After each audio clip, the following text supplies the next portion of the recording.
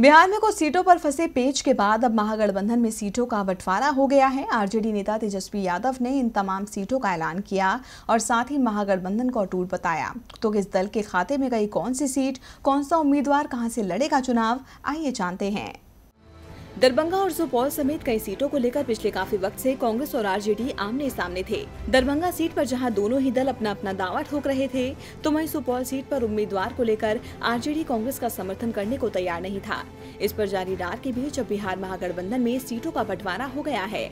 दरभंगा, मधुबनी, पटना साहिब समेत सभी सीटों पर विवाद सुलझा लिया गया है। आरजेडी नेता तेजस्वी यादव ने बताया कि दरभंगा सीट उनके खाते में गई है, जिस पर अब्दुल बारी सिद्दीकी चुनाव लड़ेंगे। हालांकि इस सीट के लिए कांग्रेस ने दावा ठोका था। कांग्रेस इस सीट पर बीजेपी से पार्टी में आए कीर्ति आजाद को मैदान में उतारना चाहती थी, मगर अब ये सीट आरजेडी के खाते में चली गई है। इसके अलावा पार्टी ने मधेपुरा से शरद यादव को उतारा है। पाटलिपुत्र सीट से मीसा भारती चुनाव लड़ेंगी।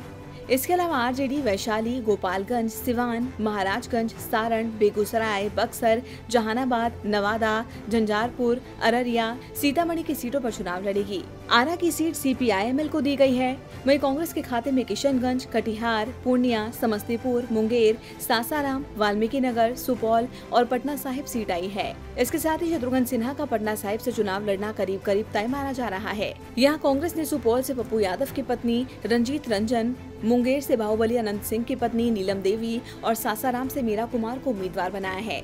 कटिहार से तारिक अनवर, पूर्णिया से उदय सिंह उर्फ पप्पू सिंह और किशनगंज से मोहम्मद जावेद उम्मीदवार हैं। आरएलएसपी के खाते में काराकाट, जमुई, पश्चिमी चंपारण, पूर्वी चंपारण की सीटें गई हैं, जबकि हम और वीआईपी के खाते में 3-3 सीटें गई हैं।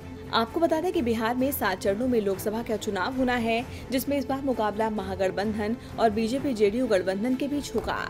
डीवी लाइव की रिपोर्ट।